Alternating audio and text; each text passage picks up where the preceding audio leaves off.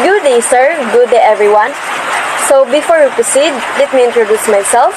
I'm Rose Glenn Guyay Arombo, and this is my topic, Financial Markets. Introduction. How business raise a financial capital. How household supply a financial capital and how accumulate personal wealth. So first is a financial markets.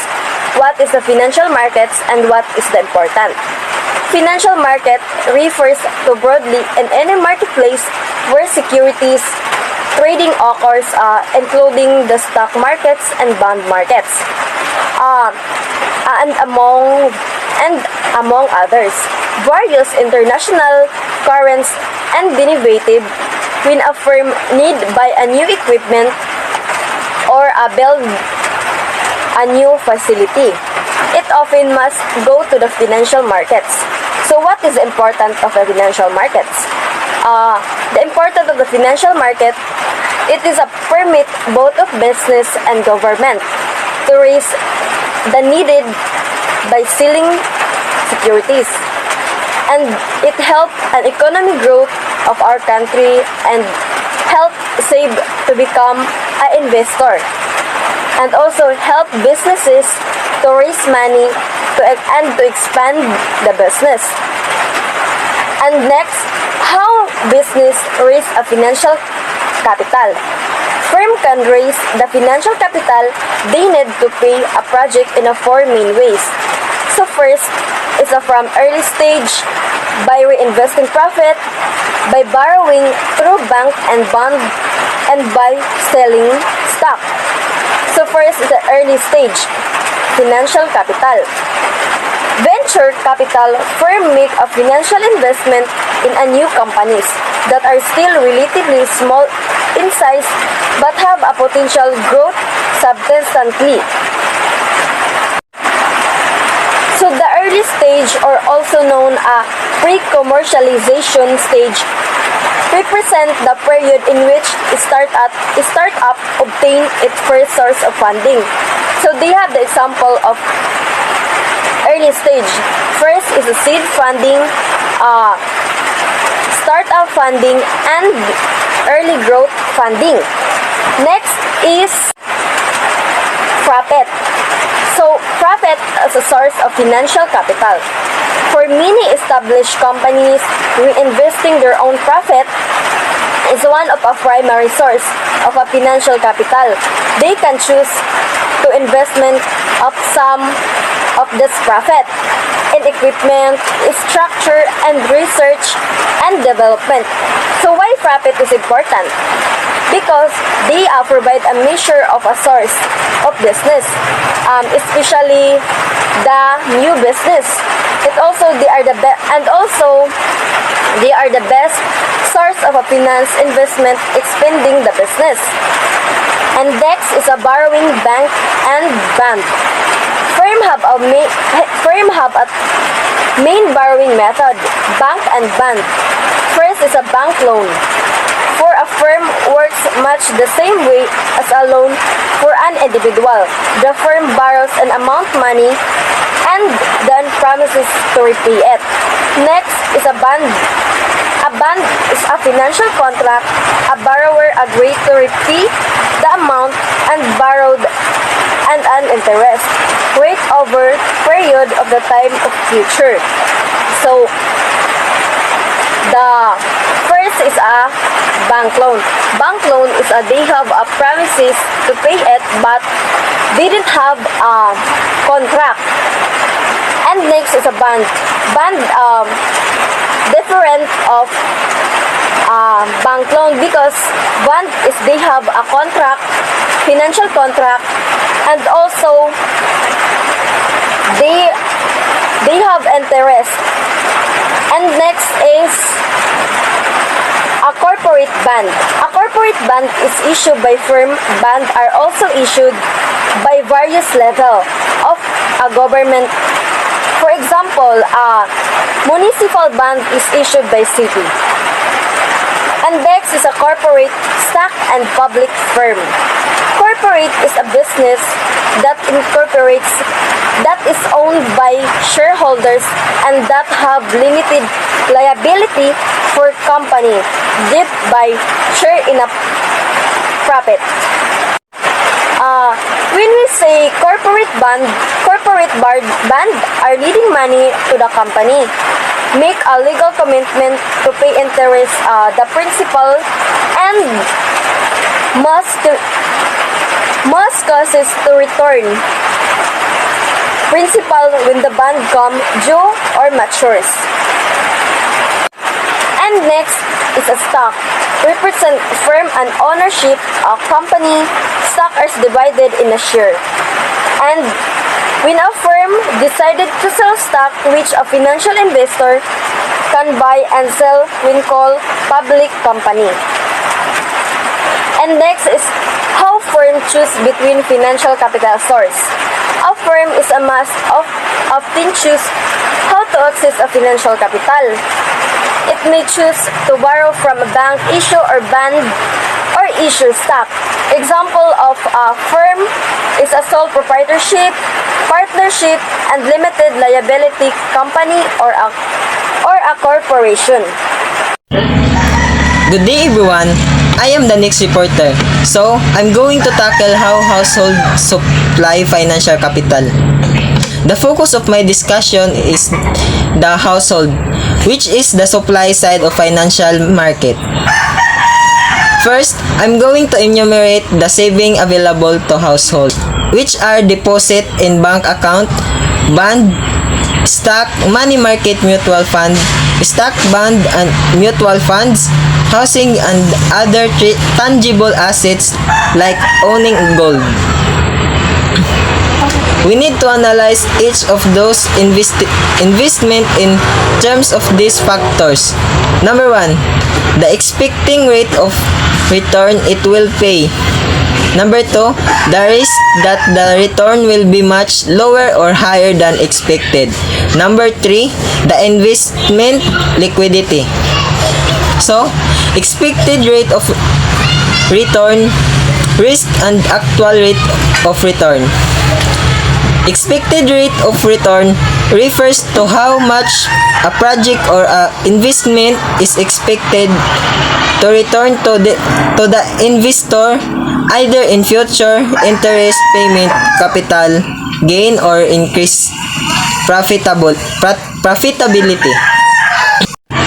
Risk measure uncertainty of the project profitability.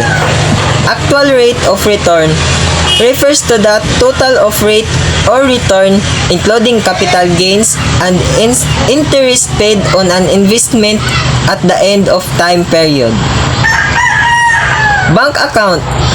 Financial intermediary bank are an example of is an institution that operates between a saver who deposit fund in bank and borrower who receive a loan from the bank. Figure 17.3. Bank as financial intermediaries.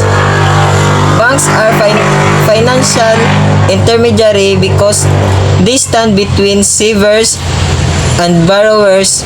Saver place deposit with banks and the receiver interest payment and withdraw money. Borrowers receive loans from the bank and repay the loans with interest. A checking account typically pays little or high interest but facilitate transaction by giving you easy access to your money. A saving account typically pays some interest rate out getting the money typically requires you to make a trip to the bank or an ATM. Another way to deposit saving at a bank is to use a certificate of deposit or CD. With a CD, you agree to deposit a certain amount of money, typically running from a few months to several change. Figure 17.4. Interest rate on 6-month, 1-year, and 5-year certificates of deposit. The interest rate on certificates of deposit have fluctuated over time. The high interest rates of the early 1980s are indicative of the relatively high inflation rate in the United States at the time. Interest rate fluctuate with the business cycle, typically increasing during expansion and decreasing during a recession. Note the steep decline in CD rate since 2008, the beginning of the Great Recession. Bond. A bond is basically an IOU.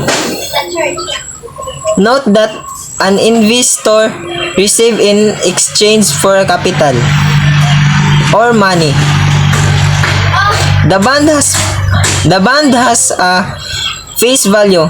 This is the amount the borrower agrees to pay the investors at maturity.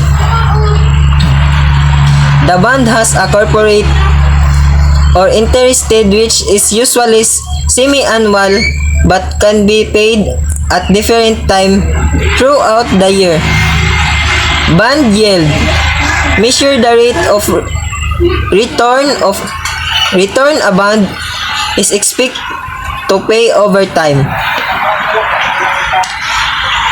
17.5 interest rate for corporate bond and 10-year US Treasury bond. The interest rate for corporate bond and US Treasury bonds officially notes rise and fall together depending on conditions for borrowers and leaders in financial markets.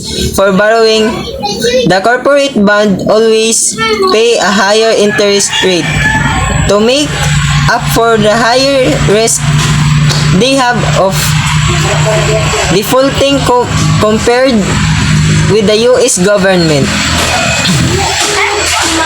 Stock. The rate of return a financial investment in a share of stock come in two forms. A dividend paid by that firm as capital gain achieved by selling the stock for more than you paid. 17.6 The Dow Jones Industrial Index and Standard. Stock price rose dramatically from the 1980s up to about 2000, from 2000 to 2013. Stock price bounced up and down but ended up at about the same level. Diversification means buying stock or bonds from a wide range of companies. Diversification can offset some of the risk of individual stock, housing, and other tangible assets. An owner equity in a house is the monetary value the owner would have after selling the house and repaying an outstanding bank loan that used to buy the house. Investment in a house is tangibly different from bank account, stock, and bonds because a house offers both financial and non-financial return.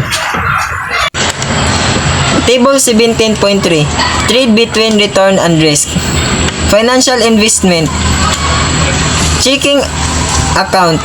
The return is very low and the risk is very little and liquidity very high. Saving account. The return is low and the risk is very little and the liquidity is high. Certificate of deposit. The return is low to medium and the risk is very little and the liquidity is medium. Stock. The return is high and the risk is medium to high and the liquidity is medium. Bonds. The return is medium and the risk is low to medium and the liquidity is medium. Mutual funds. The return is medium to high and the risk is medium to high. Then liquidity is medium to high. Housing. The return is medium and the risk is medium and the liquidity is low. Gold. The return is medium and the risk is high and the liquidity is low. Collectibles. The return is low to medium and the risk is high and the liquidity is low. Good day everyone, especially to you sir. For today's video, we will discuss our report on financial market. 1. How to accumulate personal wealth. So there are ways on how to accumulate personal wealth. First, budgeting and saving. Budgeting and saving, create a budget that outlines your income, expenses, and saving goals. 2. Investing. So investing, look for investment opportunities that align with your risk tolerance and financial goals. 3. Continuous learning and skill development. Invest in yourself by acquiring new skills, knowledge, and education. It is important to us to be knowledgeable and specialization to anything. 4. Entrepreneurship. Starting a business can be significant wealth building opportunity. 5. Managing debt. Managing debt, be cautious with a debt and aim to manage it wisely. 6. Seeking opportunities and networking. Keep an eye out for opportunities in your field and network with others. 7. Long-term thinking. Wealth accumulation is a marathon, not a sprint. So, let's proceed to number 2. Why it is hard to get rich quick according to the random walk theory. So, random walk theory is a financial theory that suggests stock market prices move randomly and unpredictability. So, there are the four problem why it is hard to get rich quick. So 1. Unpredictability. Financial markets are influenced by numerous unpredictable factors, making it challenging to consistently and accurately time investment to make significant profits quick. Number 2. Risk and volatility.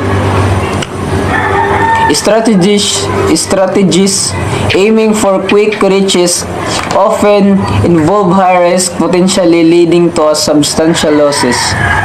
3. Lack of sustainable growth.